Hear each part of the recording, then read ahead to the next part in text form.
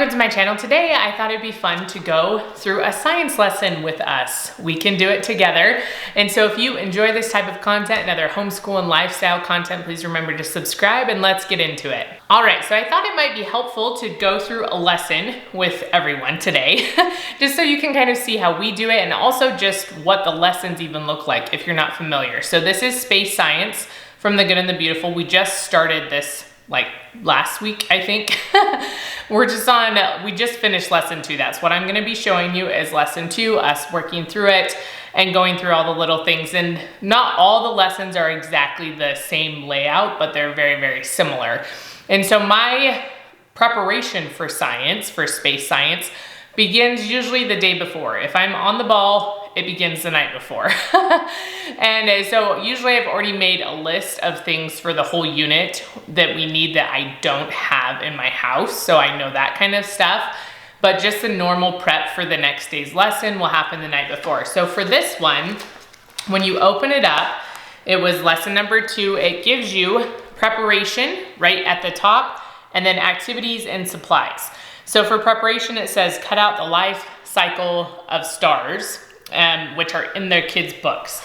And so I have 2 kids that are in grades 3 through 6, and then 2 kids that are doing the 7th and 8th grade one. These are different books, so it's just saying in this one you'll cut them out because this one, they just write them. They just use the good old handwriting to do it. This one they actually get to glue them back in. And so you go into here and you cut them out for them. I don't always do this, to be completely honest. I was more on the ball with this lesson, but I don't always do it. Some of them it is nice to do it because it does have, like if they're doing it themselves, it kind of gives away the game or the activity or the assignment. Whereas if it's already pre-cut and they can't see what order it was cut or anything like that, then it actually makes it better. So I probably will get better about doing it. I just haven't been. So I went into here to lesson 2 and cut out the page for this, for the activity they were going to be doing. And so that was part of the prep the night before.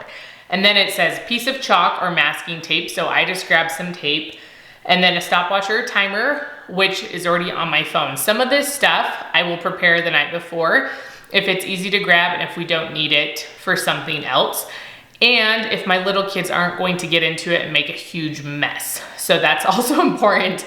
Otherwise, I'll just leave myself a note to do it the next morning before we start the assignment, because then I'm just grabbing stuff and my little kids don't have a chance to destroy everything.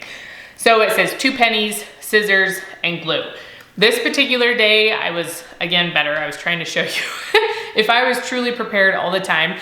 Our glue and our scissors are already in this room, so it's not like we have to go get them or anything.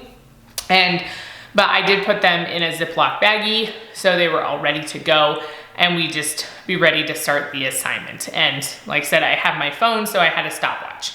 So that's all the prep I do the night before. I look through that list. If there's stuff I need to copy or cut out or whatever, I do all of that the night before and gather as many supplies as I can, depending on the activity. And then I just leave that and wait till the next day to get started on science. And then most of the lessons start with some sort of hook, I guess. They have a question or something to start the kids thinking. And then this one actually had an activity, which was fun. It told us to go outside. We try to do this in the house and it does not work very well, at least. Maybe if you have a really long house where they could run, because they're supposed to run for 10 seconds. And you time each kid, which is why you need the stopwatch. So we had them run down the sidewalk. We put a strip of tape, or again, you could use chalk, and mark the starting line. And then I had them actually carry their tape with them after the first child. I was like, just carry your tape and mark where you stop so we don't have to run out there with a piece of tape. And so they ran down the sidewalk, marked their spot, and then they just kept doing that. So there was fighting over this of who beat who, but besides that, they got a little bit of exercise, and it was teaching them about the speed of light. And then it goes on and explains how fast the speed of light would be, which was insane, by the way, because it's like you ran this far in 10 seconds. And it says if you could run at the speed of light, you could run around the earth 37 and a half times in 10 seconds. That is insane. And so it was a cool visual, like this is as far as you can go in 10 seconds.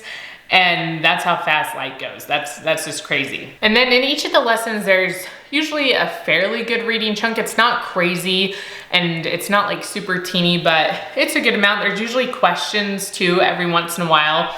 So like this one says, how many stars do you think you can see in the sky? So I went through and asked my kids that.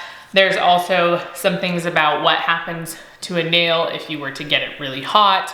And that talks about the different colors that it goes through if you were to warm something up. And so it's talking about the different colors of stars and what that means with the stars. So then here is another assignment in their books. So actually the first one that we've done today, because they haven't done the one I cut stuff out for yet. But this was to color the stars. So these assignments look different. They're similar, but they're different in the two books. And so one of them has a bigger range right here of the colors for the stars. Whereas in my older kids' books, let me see if I can find it really quick. It just has a smaller, it has 4 colors that they're gonna color them and just gives a range. Whereas the little kids has what, 7 colors? So there's a lot more options there. And so I went through and read about the different kinds of stars. You know, you have I can't even think of ones now. There's like the red giants or whatever. There's the dwarfs, the red supergiants, right? There's the dwarf stars, like our sun, are yellow. And so as I went through that, I gave different temperatures. They would look at their little chart down here and see what color the stars needed to be. Some of them chose different colors. I had one daughter that decided that the red things were going to be pink. And she colored them pink instead of red. So that's fine. They can do it how they want to do it. So that was one of the assignments, was listening to me tell them about things, and then they had to figure out what they were supposed to color them. So that, I like how there's a variety of things going on. So we went through all the stars, and then there's also some pictures for this particular lesson about the different types of stars. And so sometimes there's pictures and other things to show in this book, and sometimes there's not. It just depends on the lesson. But they were able to see here all of the different types of stars and the colors that they would be. So I thought that was also a very nice visual for them. Then the next thing we did was talk about the life cycle of stars. And so it has it on this page right here. And I am supposed to read stuff up here. So I actually, in the moment, went and made a copy of this page for them, because our printer is right here, and just set this page for the copied one on the table for them. And this is where you use the pennies. So you start here with your stellar nebula, and then you're going to go through this life cycle as I explain it to them. So they took turns fighting, supposedly moving pennies, but they were fighting about it too. Just being real here, they sometimes fight. I hope I'm not alone in this. Do your kids fight too? And so they were fighting over who got to push the penny.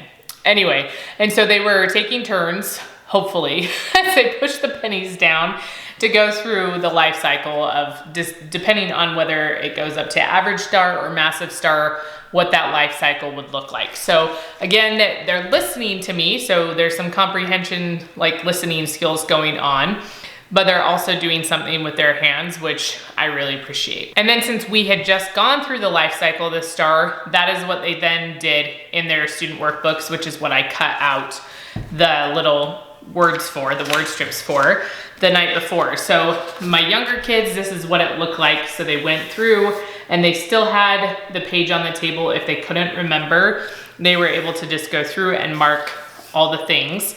And my bigger kids wrote it in. So it's a little bit harder to see because they actually wrote it instead of just being able to cut and paste the things on there. So that was that activity. So they just had learned something and trying to kind of cement the idea. Okay, we'll see if we can make it through.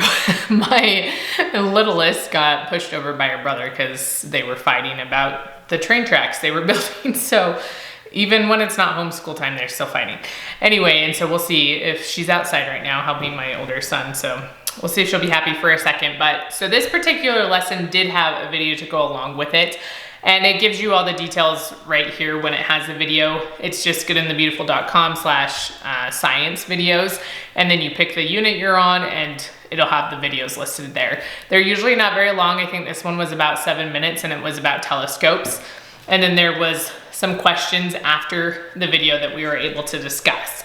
And then it gives a little bit of a lesson after that about telescopes, since we just talked about that. All right, so then that's the end of the normal lesson. But if you want to add the extension activity, if you're doing grade 7 through 8, you can. We haven't been adding it as a whole group, but I think we're going to start. We did do a little bit for this one. This one was on the Hertzsprung-Russell diagrams, if you're familiar with that. And so it's about the colors of stars and has the spectral classes. So it usually has you read all this information and then it goes through and gives you some sort of assignment. For this particular one, it said to make a mnemonic phrase, that's so hard for me to say, about the spectral class. So it's like O, B, A, F, G, K, M. So make a mnemonic device for that. So I'm trying to remember, I'll put it up on the screen here, but I'm trying to remember what it was because we wrote it up on the board. I think it was, oh boy, Aunt Faye gave Kevin monsters. So I kind of started it out for the kids with the oh boy and maybe even some of the Aunt Faye, and then they kind of started to get it and added some other things as well. So it was just kind of a fun, simple thing. We didn't do anything crazy. We just briefly talked about the stars. We didn't read all of this. I just kind of pointed to this diagram down here and went through some of the different colors that we had just already talked about in the lesson. And then we did the mnemonic device for the spectral class of the stars. All right, so that is basically how we do a science lesson. It's not very hard. I just go through and do what the book tells me to do, and we keep it very simple. Depending on the day, it's like 20 to 30 minutes. Some can be shorter, some can be a little longer. It again depends on the experiments or the activities that they're doing with it. But they're very like short, sweet, simple, straightforward, which is why I love using the Good and the Beautiful science curriculum. So if you have used the Good and the Beautiful science curriculum, put down in the comments what units you've used, or maybe more simplified, which one has been your favorite, or maybe which one you're working on or you're going to start working on. Just mention one of them, maybe why you liked it, so that other people can see as well. Also, if you have other science curriculums that you like that are more simple, put those down as well, because we're always looking for other options, and sometimes we finish all the Good and the Beautiful units, so we might need other things to do. So if you have suggestions, put those down in the comments, and remember to give this video a thumbs up, and I will see you next time.